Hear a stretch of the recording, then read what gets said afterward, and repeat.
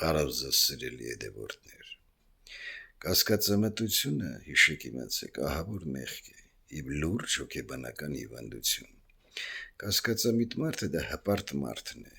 որ բարձր կարծիք ունի իր մասին, անվստահությունն ու կասկածամտությունը շատ վտանգավոր հոգեվիճակ է, հիշեք իմացեք, երբ մարդը չի նկատում իր մեջ այդ երևույթները,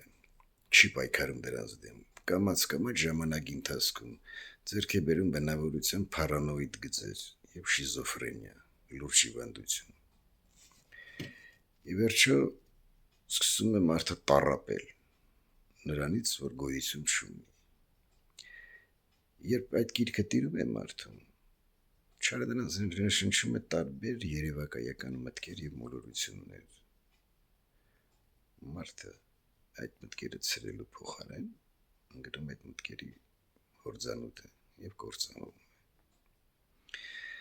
Այդպիսի երևույթից հեռու մնալու համար, կասկածամտությունից, անվստահությունից,